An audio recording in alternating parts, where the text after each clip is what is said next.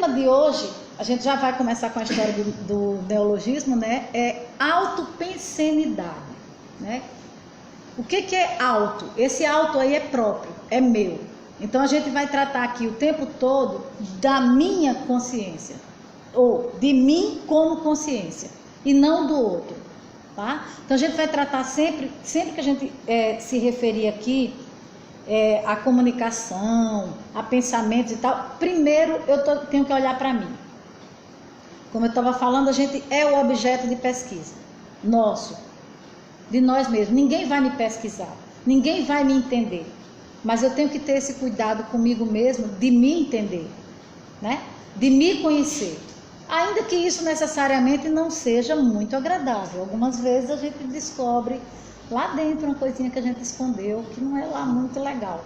Mas o autoenfrentamento é olhar para aquilo ali e tentar, né, pintar ele mais bonitinho, com consciência, sabendo que vai corrigir para ele ficar mais bonitinho depois, né?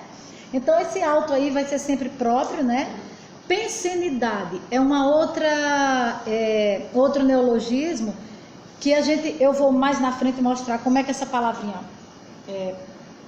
é composto, tá? Então eu vou pedir para vocês só guardarem aí, por enquanto, pensenidade. Então a autopensenidade a gente vai tratar hoje da qualidade dos pensamentos, emoções e energias minhas, de cada um de nós, tá? Então é como é que eu penso, como é que eu sinto, como é que eu me manifesto no mundo, tá? No meu dia a dia, sem maiores dramas não, é na vida de cada um, na história de cada um, tá? Chega. Meu Deus, mudaram o computador, eu não sei mais. É aqui. Então eu queria que a gente hoje começasse fazendo as seguintes perguntas. O que você pensa, você sente e faz? O que você sente é o que você pensa e faz? E o que você faz é o mesmo que você pensa e sente? Tá? Então, são 3 perguntinhas que à primeira vista pode parecer besteira, né? Besteira é essa, né? Penso, sinto e faço, sim. Qual é o problema?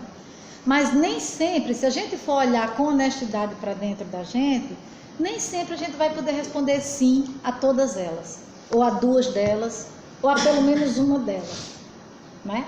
Então a gente vai ver hoje que aquilo que a gente acha que eu estou sentindo e eu penso isso e eu faço isso, às vezes está cada um no canto. Eu estou pensando uma coisa, eu sinto outra, eu estou fazendo outra completamente diferente, tá? Então é disso que a gente vai tratar hoje. Então pensar, sentir e fazer, isso é na conscienciologia, que é uma das correntes que a gente segue aqui, né, em termos de conhecimentos, isso forma a palavrinha pensene. Então, pen é de pensar, o sen é de sentir, e aí a gente vai tratar não propriamente de sentimentos, mas de emoções de uma maneira geral, tá? E o N é energia, é o que nos leva à ação, tá? Então, pensamento, sentimento ou emoção, né? E energia que leva à ação. São as 3 maneiras básicas como eu me manifesto no mundo, tá? Como consciência. Então fica claro logo de início que como consciência nós não somos apenas os nossos pensamentos, também não somos apenas as nossas emoções e muito menos o nosso corpo físico, tá? Então isso aí é a base do que a gente falou aqui do princípio da multidimensionalidade. Então eu não só sou o que eu penso, eu não sou somente o que eu sinto e eu não sou só o que eu faço. E nem sou só esses 3, eu sou muito mais do que esses 3, tá? Então o negócio é complicado, né? É isso que a gente também, esqueci de dizer, a gente também aqui complica, que é para cada um ficar pensando, tá?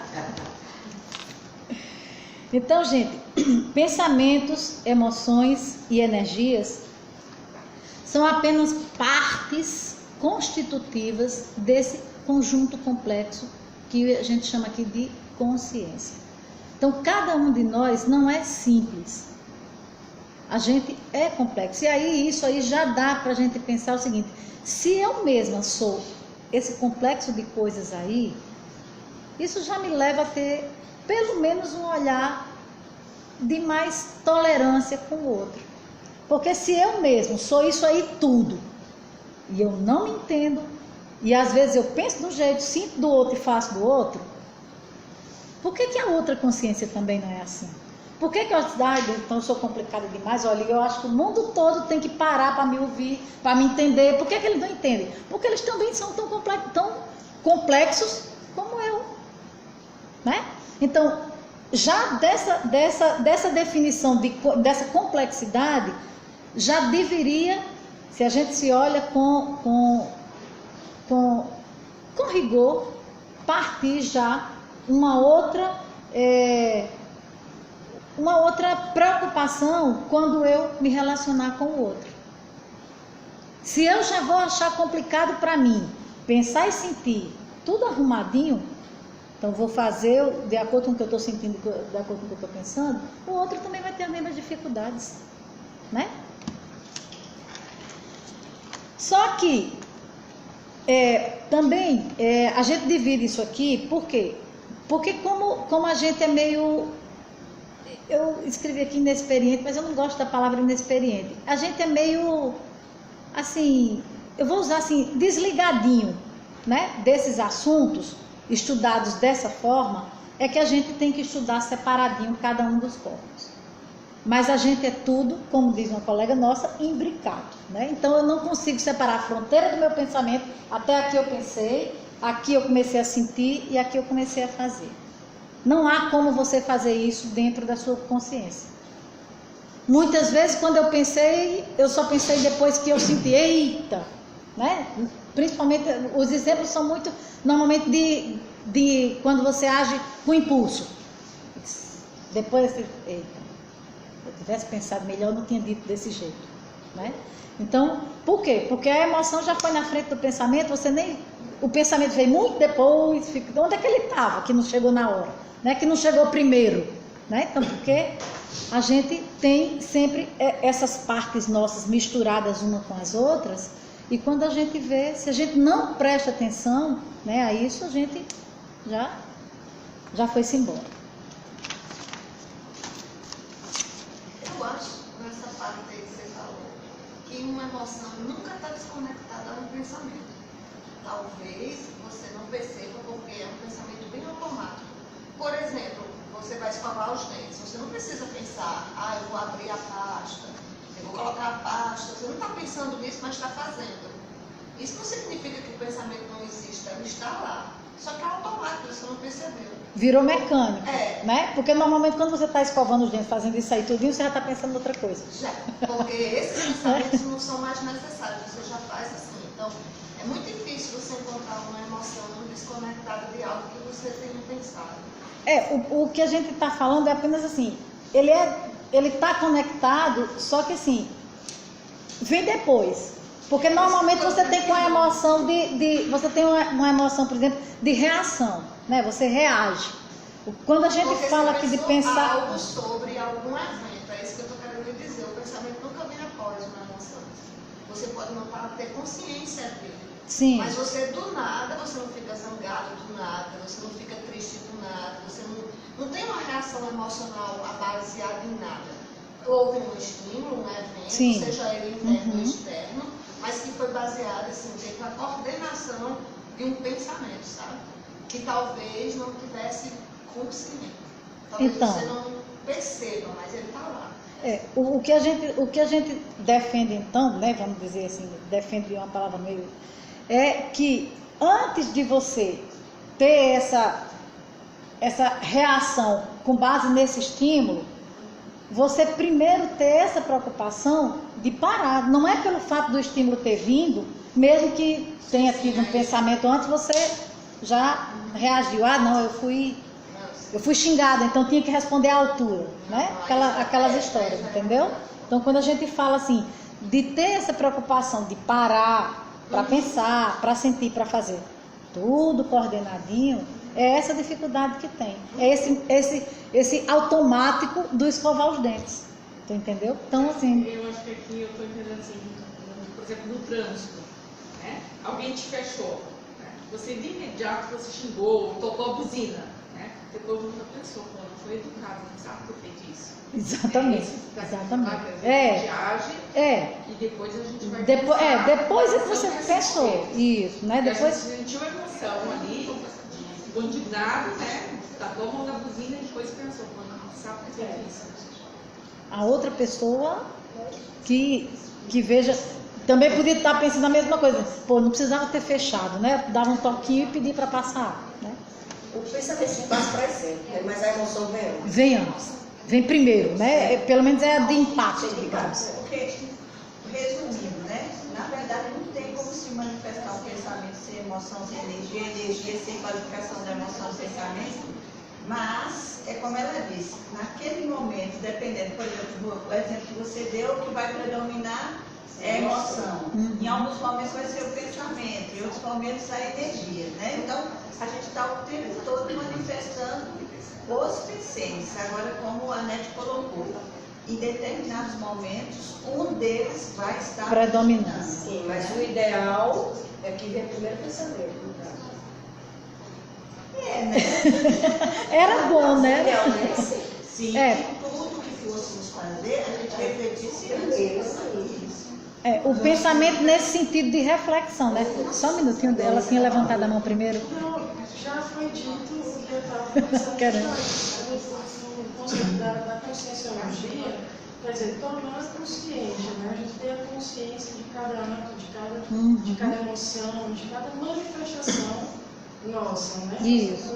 Pode ser encarnado. É o estar presente que a gente chama, né? Você saber o que você está fazendo. O que a colega falou, no pensamento, e a senhora agora comentou, Completou? pensamento enquanto reflexão. A gente Isso. não deixa de pensar. Isso. Né? Isso. Mas assim, nessa trilha aí, pensar, sentir, fazer, o que eu entendi foi mais ou menos nesse contexto. É a questão de estar consciente. De reflexão. Isso. Porque Isso. senão ninguém agiria de forma impulsiva. Impossível. Não existiria mais impulso. Uhum. Né, pra pessoa. Isso. Então eu já fui complementar o que eu disse. Dominique, depois você. Não, Dominique. Não, assim, aqui matutando, na verdade, acho assim, que quando você tem uma situação muito conhecida, que você já está acostumado, falando, acho que você não chega nem a pensar. Você simplesmente já automaticamente. Se existe um pensamento que você nem sabe que existiu, isso aí eu não estou nem questionando, mas é como se fosse assim. Vamos dizer, se eu lhe vejo na rua, aí eu automaticamente te abraço. Será que eu pensei? Sim. Pode ter sido. Pode ter sido isso aí tão rápido. É a questão do ser mecânico, né? De fazer a coisa de forma mecânica. É isso que a gente está fechando Eu acho, aqui. Né? eu acho que pensar e sentir aí, se fosse pra gente. Isso é a minha visão, né? Por exemplo, você pensar, vamos dizer assim, é você ter uma visão, você olhar para tudo que está à sua volta. Sim. Nesse sentido é pensar. Quando você observa e a partir da observação você cria um raciocínio, sente o que está se passando e a partir daí você age. Ou seja, mas isso aí seria uma situação onde você consegue até dividir as etapas da sua Na cabeça, pelo menos, né? Mas em alguns momentos a gente pode ser tão. Rose, deixa eu só pedir para ele falar. Até por conta da situação ser tão automática, né? Que você consegue Vai fazer o trânsito de uma vez só. de uma vez só, né? Isso Sem é pensar. limitação. Isso.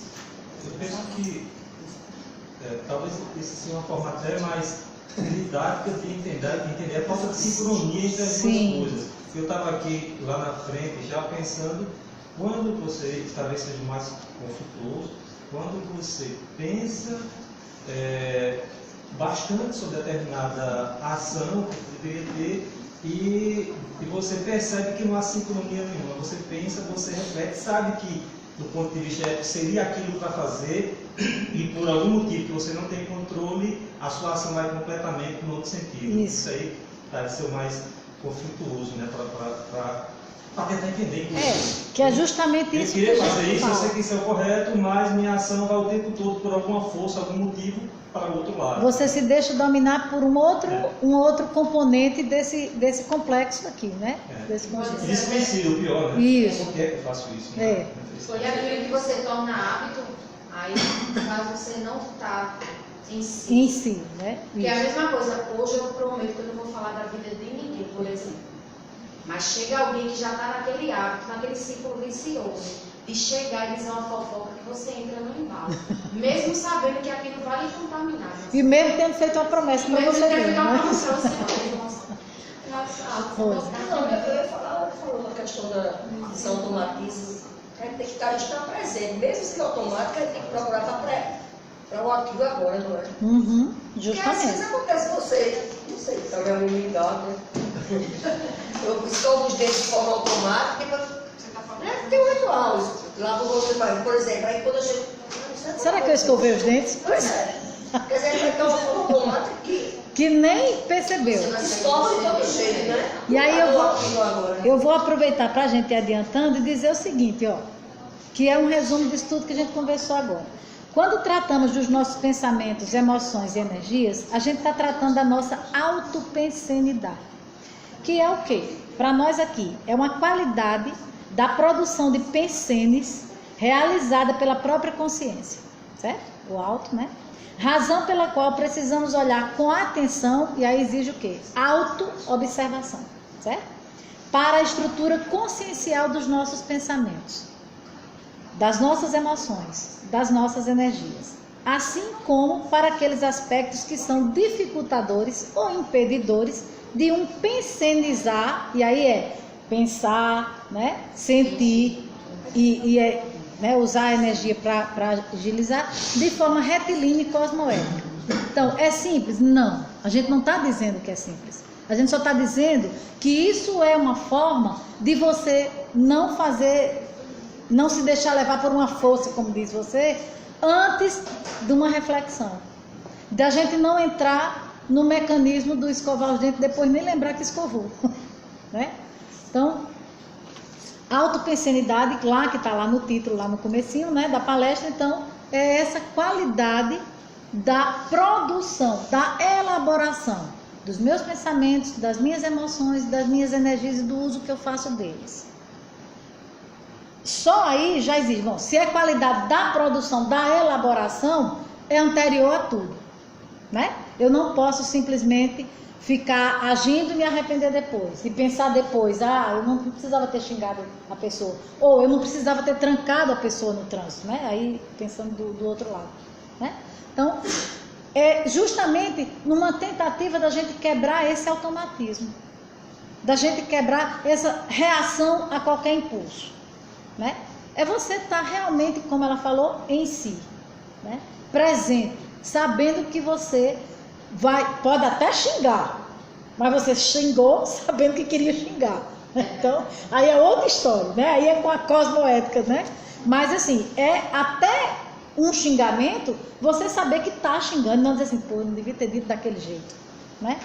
A maioria da gente diz assim, principalmente quando a relação é muito íntima, né? Eu sempre faço questão de dizer assim, eu não estou tratando com um cara do trânsito que eu nem conheço.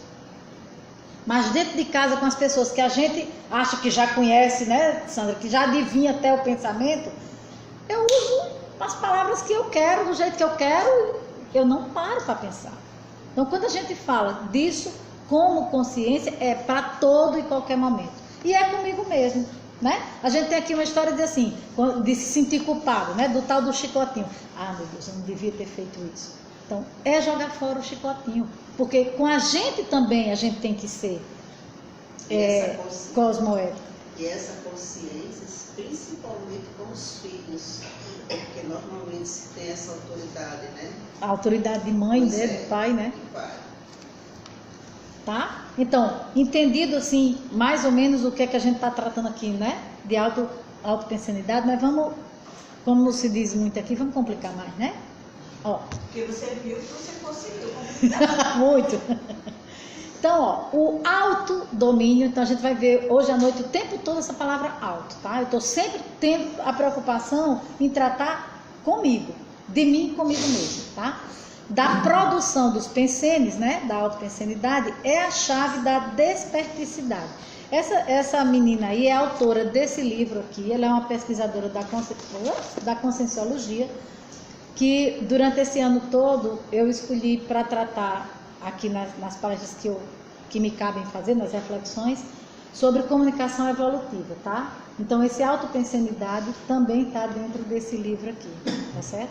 Então, ela diz o seguinte, que o autodomínio, ou seja, se a minha autopensenidade é o que eu estou produzindo como pensamento, como emoção e como eu devo usar as minhas energias, isso tem que ter um domínio. E de quem é esse domínio? Meu mesmo.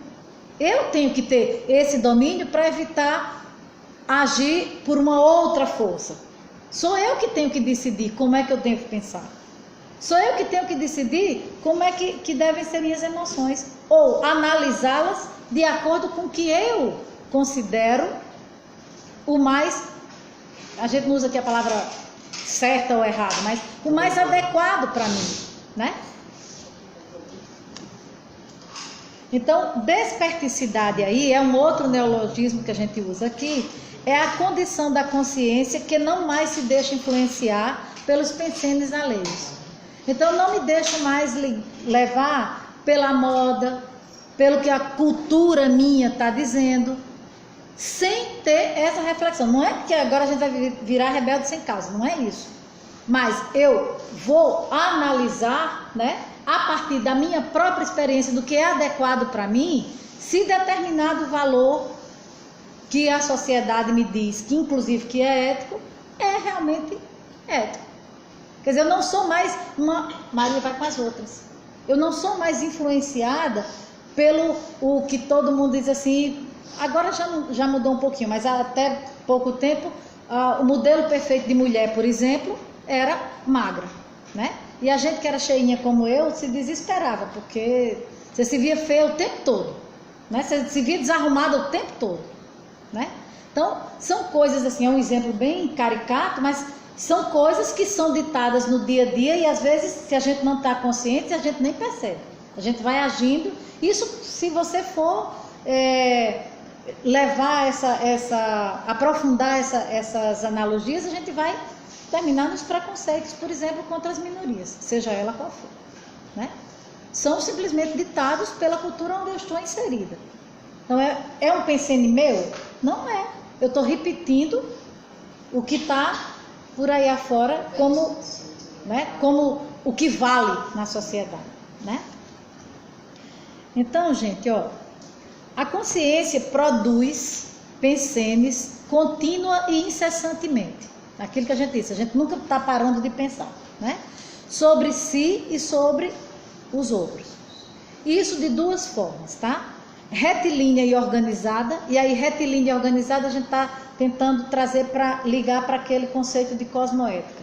Não é o retilíneo de acordo com os valores que a sociedade está me ditando, mas aqueles que eu, como consciência, olhando para mim mesmo, considero como valor ético, tá? Ou caótica e dispersa, tá? Então, à toa, ditado, influenciado pelos pensenes dominantes, né, na sociedade. E é interessante destacar que o modo como eu ou você e cada um pensa, sente e se manifesta energeticamente é, segundo a conscienciologia, herança da própria paragenética das consciências. Ou seja, não tem desculpa. Eu não sou, eu penso assim porque papai, mamãe, vovó e titia sempre pensaram assim, minha irmã mais velha me passou assim. A forma de pensar, o sentir e o uso das minhas energias é herança minha, das minhas existências passadas. Eu ia falar agora, porque você falou, na fala anterior, você falou da questão do que está aí a sociedade impõe a gente, e que levaria até ao preconceito. Aí vem na minha mente minha sobrinha, tem 3 anos de idade. Mas, assim, lá em casa ninguém fala questão negro, né? Assim, e a menina tem aversão. Aí deu a resposta aí, né? Pode ser uma herança. Pode ser, mas como ela ainda está pequenininha, né? Assim, a gente tem que ver todo o meio, né? A gente tem que ver que essa questão de preconceito... O avô dela é negro. Sim, mas a gente tem que ver que toda essa questão de preconceito, e aí está dito, e a gente não vai se alongar nisso, mas em todas as propagandas, por que tem tanta campanha contra preconceito? Não só contra negro, mas contra, né, o homossexual, contra índio, contra estrangeiro, né? O que a gente está vendo aí, por exemplo, nos Estados Unidos ou nos países, né, que estão impedindo imigrantes de entrarem, a questão dos ataques, né, do Estado Islâmico, sei lá, qualquer coisa. Tudo isso está aí, ninguém está pegando uma pessoa e dizendo, olha, é assim que é para fazer, não precisa. Infelizmente não precisa, isso faz parte desse holopensene, digamos assim, né, que a gente chama, da cultura nossa. Então, o que tem sido enfatizado, só para dar uma resumida do que eu quero dizer, principalmente nessas campanhas, por exemplo, contra o racismo contra a cor, é o quê? É que por mais que se tenha lei, por mais que se diga que não tem preconceito, essas manifestações ainda continuam de forma pior, de forma disfarçada, né? Então, assim, necessariamente não é o caso da sua sobrinha de ser uma herança, né, paragenética, mas de uma influência que a gente nem percebe. Não é pelo fato de na sua casa não se falar, né? Mas existe todo digamos assim, um campo próprio da nossa sociedade ainda, né? Que isso vai passando sem... E a gente diz, não, mas lá em casa não se fala isso, a escolinha dela não fala isso. Mas existem outras formas de propagação, né, dessas coisas. Do negro na vida do dia a dia já induz, né, a esse afastamento, digamos assim. Dificulta o convívio, né? Porque o preconceito é um conceito que você forma antes de conhecer. Antes de conhecer, isso. Se não há presença negra, e quando há, é sempre inferioridade. Numa outra situação, né, de inferioridade, né, tá? Então, gente, ó, aí só para fechar, né, assim não se trata de ter herdado dos pais a sua autopensenidade. Então não adianta vir justificar aqui, dizer, não, eu penso desse jeito, eu sinto desse jeito, né, mas é de si mesmo, tá? Por isso cabe a cada um de nós, somente a nós, e aí eu queria enfatizar bem isso, o esforço de buscar cada vez maior lucidez sobre os fatos e parafatos da nossa holomemória. A holomemória é mais um dos termos que a gente usa aqui, holo inteiro, da memória de tudo, de pensamento, né, de sentimento e também das nossas energias. Então, mesmo que na minha casa se fale contra negro o tempo todo, mesmo que na minha casa não se admita qualquer outro tipo de minoria, não é justificativa para eu me perpetuar nisso, né? Se eu tenho consciência que um negro ou qualquer outra pessoa que esteja numa situação de minoria é tão igual quanto eu, é uma consciência tão complexa quanto a minha, tentando se desenvolver, tá? Então, não há como você justificar, certo? Que o meio, né, me permite ser assim. Mas ou me favorece ser assim, ou me obriga, entre aspas, né, a ser assim. Eu acho que a questão da responsabilidade com a nossa autopensene, né, pensenidade, realmente isso aí é muito claro. Agora, dizer que a gente não é influenciado por essa herança de família, sociedade, e de certa forma a gente constrói muitos conceitos, mesmo errôneos, deturpados dessa herança, eu acho que a gente constrói. Não, veja agora, só. A diferença é se a gente vai, o que a gente vai fazer?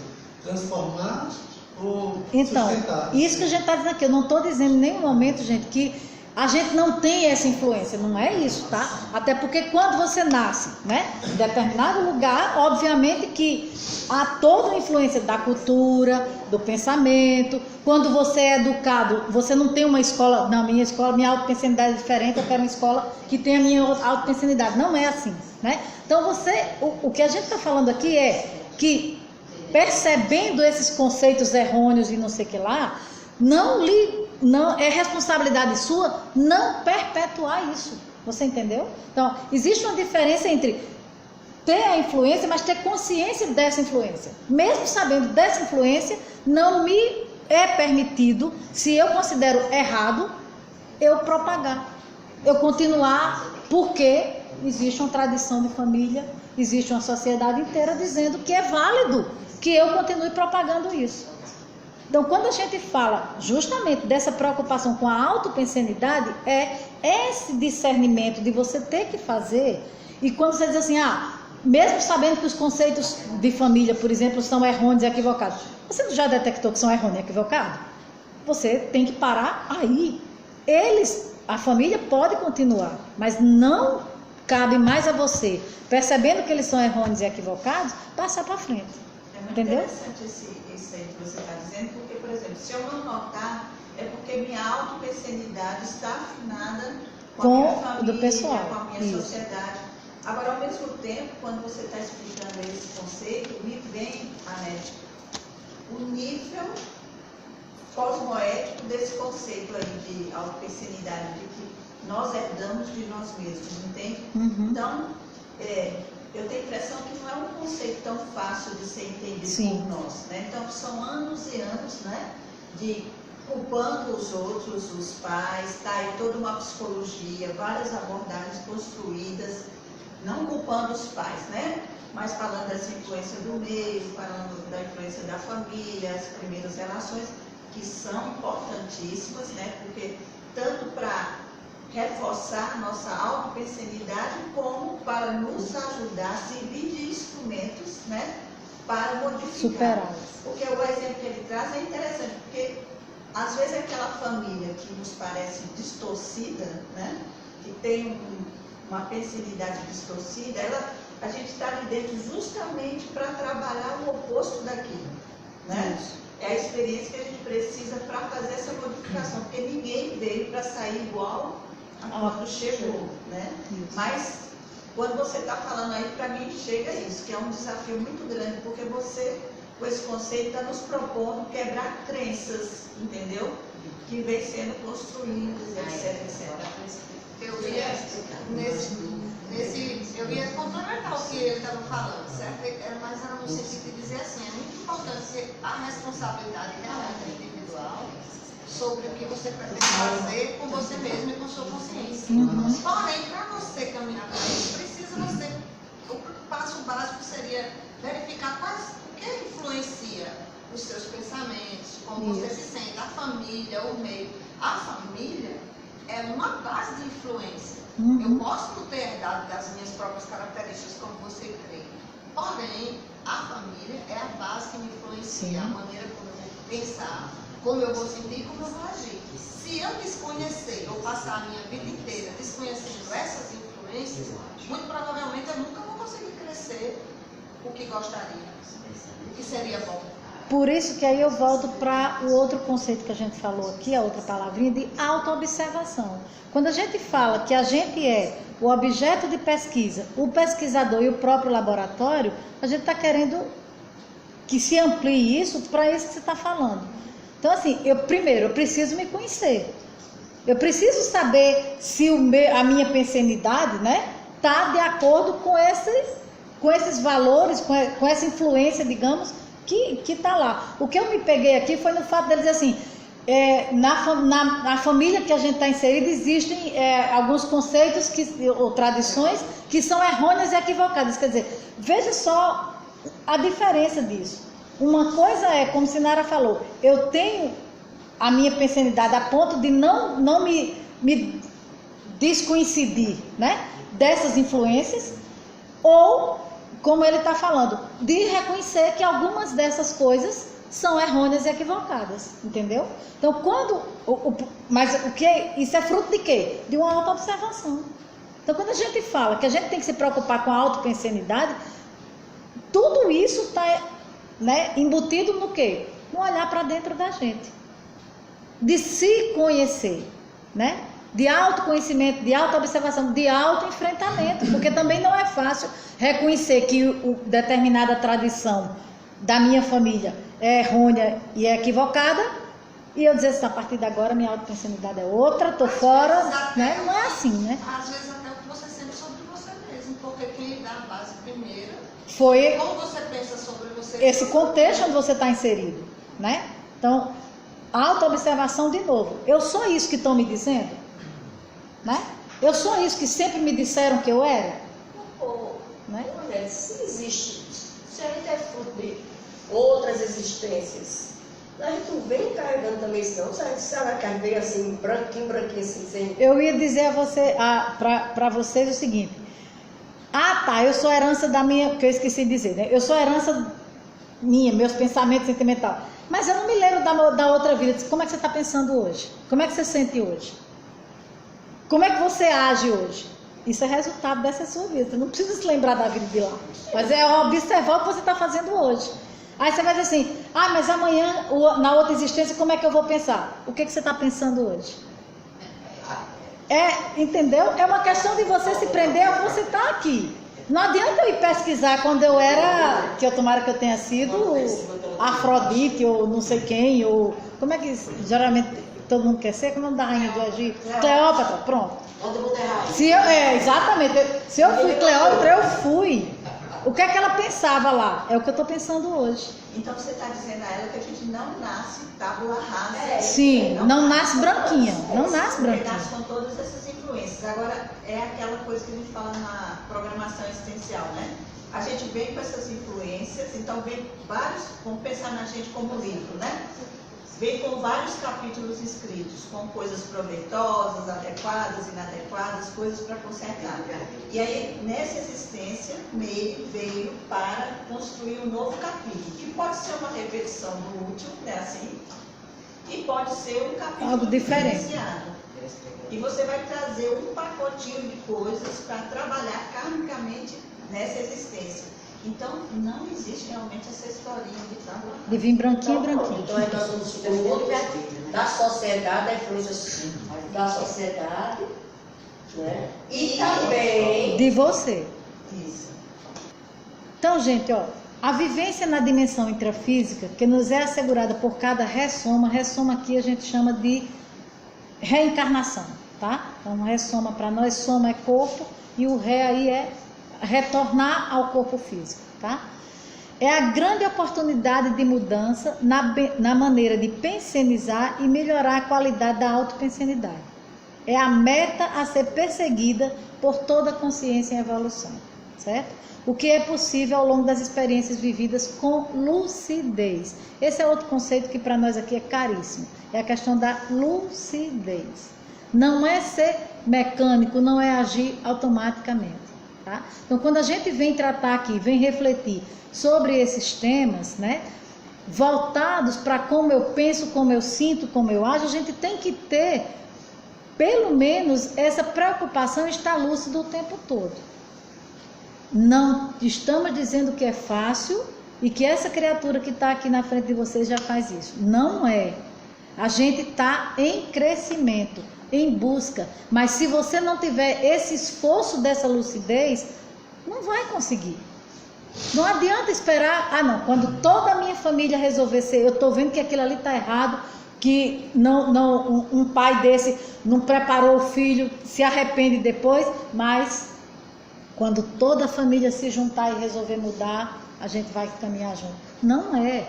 A mudança é interna, é outra coisa que a gente trabalha aqui, é individual, é de uma consciência, porque cada consciência está num momento diferente.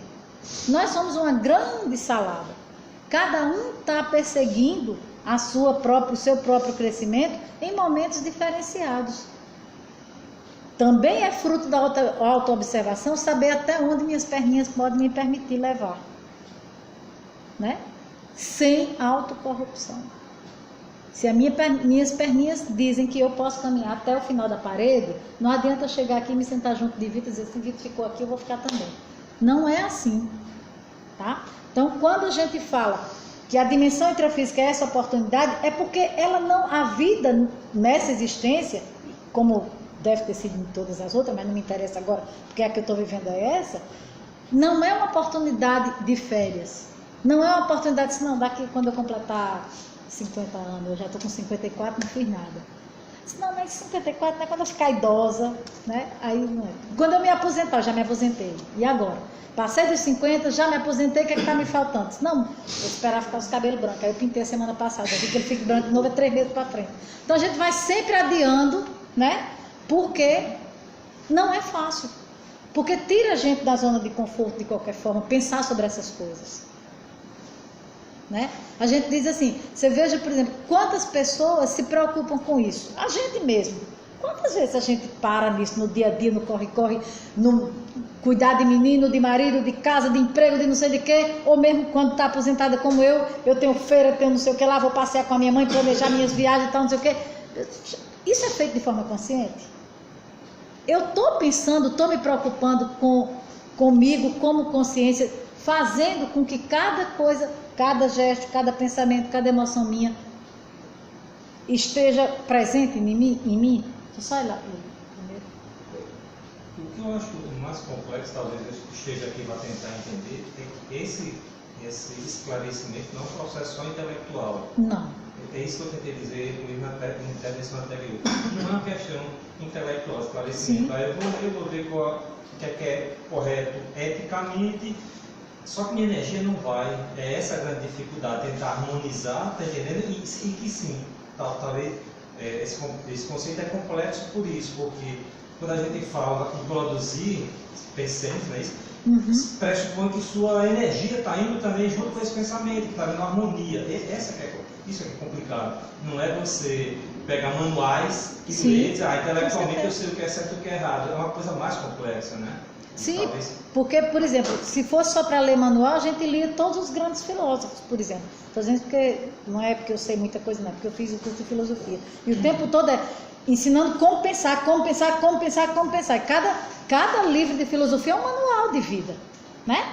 Mas é um manual para intelectual só, né? Não tem, então, quando a gente fala, por isso que a gente fala aqui, a gente não fala em pensar, a gente fala em pensenizar. É sempre um conjunto, tá? Então, aquele maisinho que tem entre pensamento e emoção, é porque é para ser junto mesmo, porque só vai ter um resultado lá se for tudo junto. Se for só intelectual, a gente fica assim, eu vou ler o livro dela e mais 2 ou 3 que eu tenho separado lá e me tornei uma consciência evoluída, iluminadinha da Silva, né? E continuo tendo raiva de Deus e o mundo, continuo xingando quem me trancou no trânsito, né?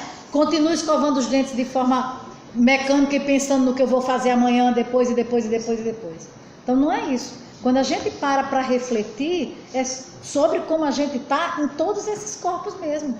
Por isso que a gente enfatiza tanto que a gente não é só o corpo físico. Então a gente também não é só o mental. Tá? Eu posso ser super inteligente, ter uma instante lida de cima a baixo. E emocionalmente. Mas aí vem a prática, seja da meditação, seja das experiências, né? Porque tudo são técnicas para a gente. Racionalizar faz parte, né? Sim, claro. Você não é desprezar nenhum pedaço desses, né? Racionalizar todo o processo faz parte. Agora tem que exercitar e fazer acompanhar os testes, né? disso, de emoção. E a meditação também é uma chave nisso, né? Para introjetar essa parte intelectual, né? Fazer isso descer também para esses outros 2 corpos, tá? Mas é isso mesmo. Quem aqui levantou a mão? Sim, você.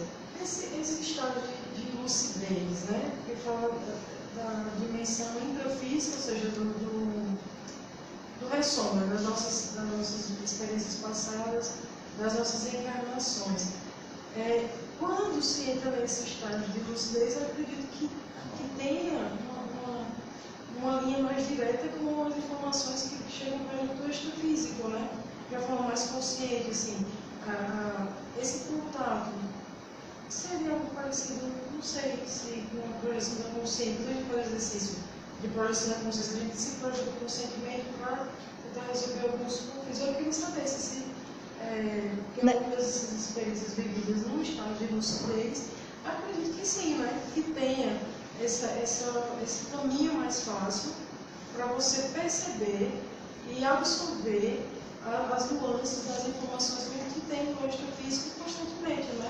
Não sei se eu vou te atender, mas o que eu vou responder é o seguinte: quando eu falo aqui, por exemplo, e aí eu falo porque, né, quando eu escrevi assim, dessa forma, né, com lucidez quer dizer consciente. Então, óbvio que se você está consciente de cada coisa sua e se a gente tem influência sempre, tanto como a gente tem influência aqui, né, do intrafísico, a gente também tem do extrafísico, fica mais fácil você perceber qualquer tipo de influência e de ajuda que você tenha. Entendeu? Então, quando eu falo lucidez, é lucidez como é que chama? É autoconsciente, né? É isso que eu quero.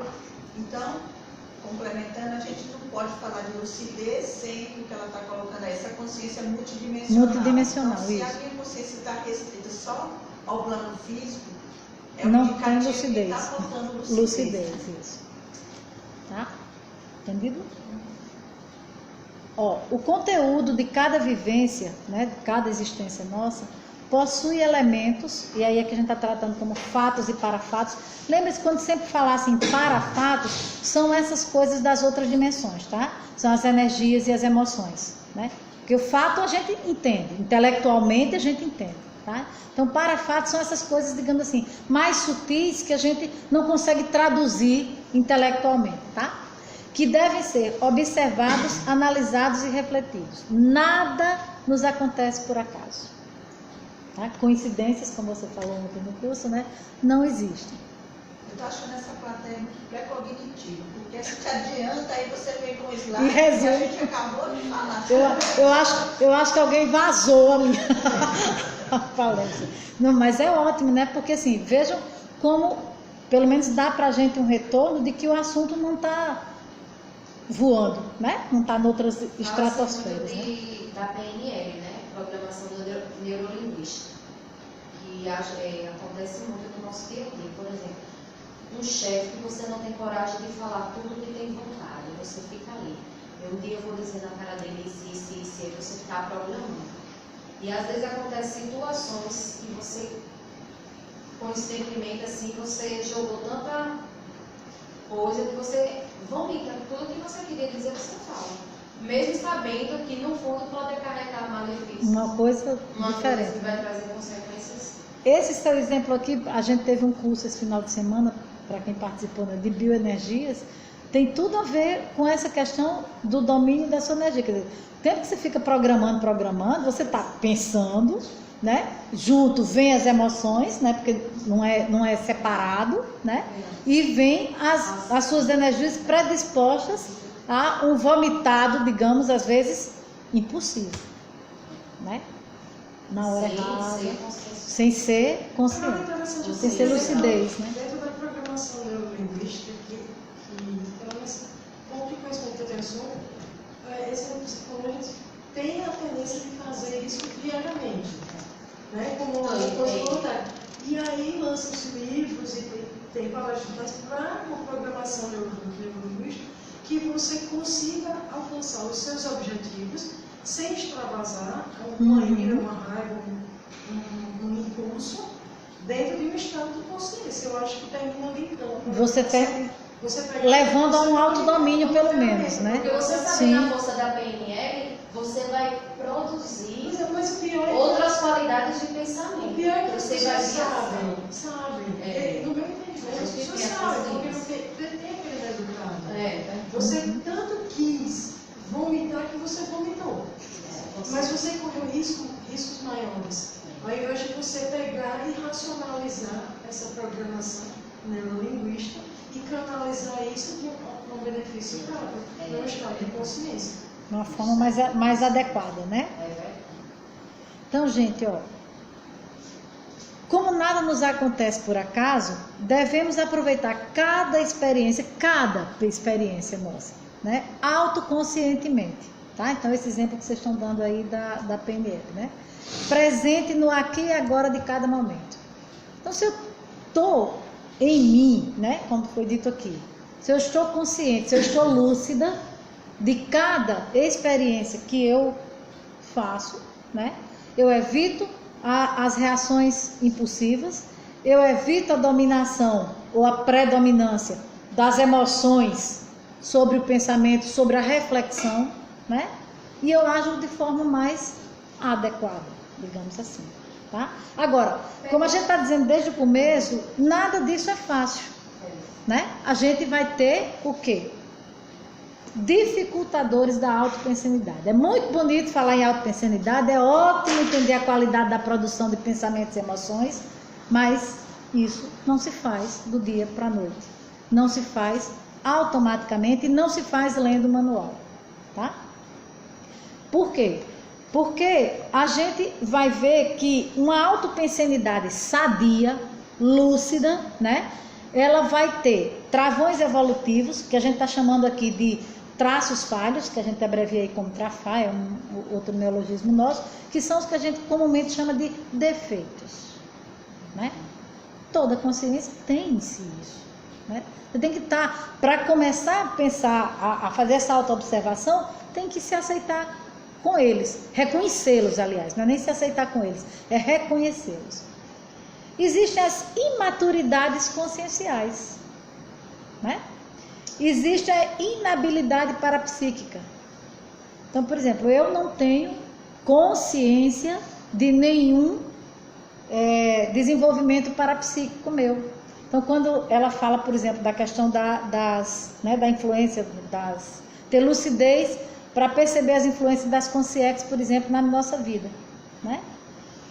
Existe o restringimento intrafísico. A gente diz assim, não vem, Sinara sempre fala que eu não vim com o manualzinho da minha vida anterior, eu não vim com o manualzinho da minha vida atual, né? O corpo físico já é aí quem lê a literatura espírita fala sempre disso, é uma prisão, né? É um encarceramento, é uma restrição à consciência, né?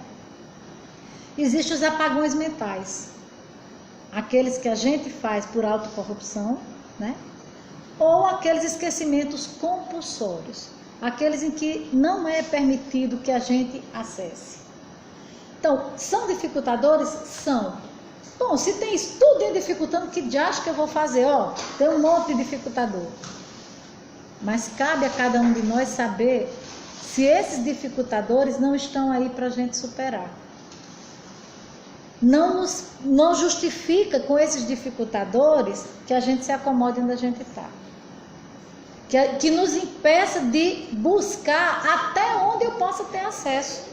Então, se de repente eu vou, na minha autopesquisa, com sinceridade, com cosmoética, buscando, e de repente tem alguma coisa, ó, não lembro, por exemplo, da minha vida de Cleópatra, como é que eu pensava lá, bom, eu me esforcei o máximo que eu pude, com todas as técnicas, né, de autopesquisa minha, e só um esquecimento compulsório. Menina, você tem que esquecer que você foi Cleópatra, que é para não ficar andando atrás dos, como é o nome do cabo de Roma lá, do imperador lá e tal, do Marco Antônio, né? Então, coisas assim desse tipo, tá? Então, existem dificuldades? Existem. Mas existe em nós a potencialidade para desenvolver as habilidades, né, que supere até onde a gente pode. Isso não é justificativa para a gente ficar onde a gente está, ou de não desenvolver esforço. Eu queria que explicasse um pouquinho mais cada item desses aí.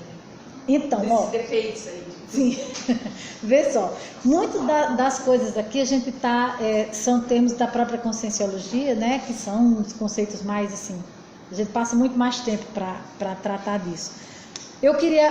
Vou te explicar até onde eu posso, mas eu queria dizer para vocês o seguinte, o horário nosso é até as 9, já são 9h10, e eu ainda tenho pelo menos mais um bocadinho de coisa para falar desse assunto de autopensenidade. Como a noite foi bastante rica, eu tenho uma outra oportunidade esse mês, né, de estar aqui com vocês, que é dia 18. Então eu queria propor que a gente continue esse tema daqui no dia 18, estejam já desde já convidados para a gente continuar refletindo sobre a autopensenidade, né, porque para não ficar o tema prejudicado, já que suscitou assim tantas, né, tantas propostas. Como esses itens aí, eu ia falar a mesma coisa que ela pediu. Não saber o que significa essas situações aí, também seria um limitador para compreender o processo da sua própria palestra, no caso. Sim, com certeza. Por isso que a gente fala na importância do estudo, do pensene, da intelectualidade, tu entendeu? Mas aí no caso aqui, Terezinha, no caso dos travões evolutivos, por exemplo, na verdade são termos que a gente usa, né, para substituir, por exemplo, defeitos, né? Então, por exemplo, traços falhos, a gente prefere usar para não ficar dando, meu defeito é ser Então, veja o peso da palavra, né? Os defeitos de alguém. Quando a gente diz assim, os defeitos de fulano, né? A gente está dando uma carga tão pesada para essa palavra, que vem com essa palavra defeito, que no caso da conscienciologia, prefere tratar como traços falhos, vê como fica mais suave. Eu estou tratando dos mesmos defeitos meus, mas de meus traços falhos, né? Quer dizer, porque já me permite intelectualmente quebrar esse pré-conceito que eu tenho de que defeito é uma coisa que você não consegue desmanchar. Pelo menos assim, né? Para mim, passa um pouco disso, desse peso que tem na palavra defeito, entendeu? Então, são alguns desses termos aqui que a gente usa, não é botando panos quentes, nem com eufemismo, mas apenas para tirar a mente da gente desses conceitos que comumente a gente usa. Né? Isso não era. Seriam aquelas coisas assim, dos pecados capitais, coisa desse tipo. Ou então aquilo que me impede, né? Ou que me atrapalha nesse processo meu de crescimento. A gente pensa muito nisso. Né? Seria aquele traço que estaria impedindo seu crescimento, sua evolução. A gente tem vários traços vários, né? Mas a gente sempre vai poder identificar um que é mais fortinho. Preponderante, é o que está atrapalhando mais. Então pode ser, eu sou desorganizada, pode ser indisciplinada, eu posso ser fofoqueira, mas dentro do meu processo, aquele traço falho que pode estar mais impedindo o meu crescimento. Então, mais uma vez, volta para a questão da autoobservação, né? Sem autoobservação, a gente não consegue encontrar. Aí eu costumo brincar, porque às vezes a gente tem uns trabalhos aqui que a gente pede para as pessoas fazerem uma lista dos seus traços falhos e dos seus traços força, né? E quando a pessoa não tem o hábito de se observar ainda, né? É iniciante nesse processo de autoconhecimento, aí a gente pede que a pessoa solicite de um amigo e de um inimigo, né? Porque os inimigos são ótimos, né? Para apontar, que os né? amigos. Ou então, se você não conseguir identificar nenhum inimigo, você pedir para um irmão, marido, esposa, eles também são ótimos. Se a família de vocês forem parecida com a minha, pense como eles são bons. Porque são pessoas que, né, convivem com a gente há um certo tempo e, como diz a Nete, já tem uma certa intimidade e são mais francos, né? E aí, isso. Então, nos nossos relacionamentos, a gente tem muitas pistas sobre esses nossos travões evolutivos. Inclusive, o que incomoda no outro, né?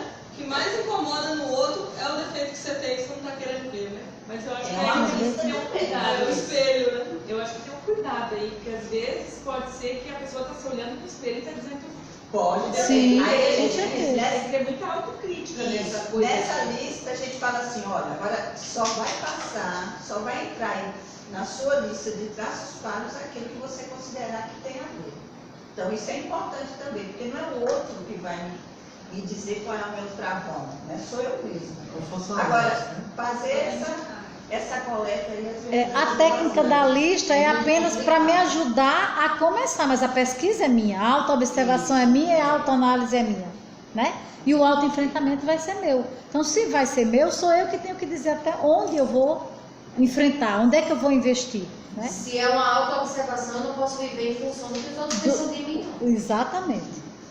Desde que seja o máximo momento que isso está me coincidência. prejudicando, né? A minha postura, o meu agir está prejudicando não só a mim, fazendo mal ao outro, é aí que a gente deve ter consciência.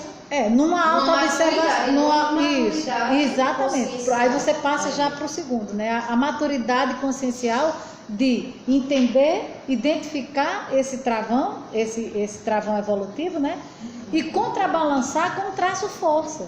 Porque assim, eu estou falando dos dificultadores, mas em contrapartida, né? A gente tem os traços força.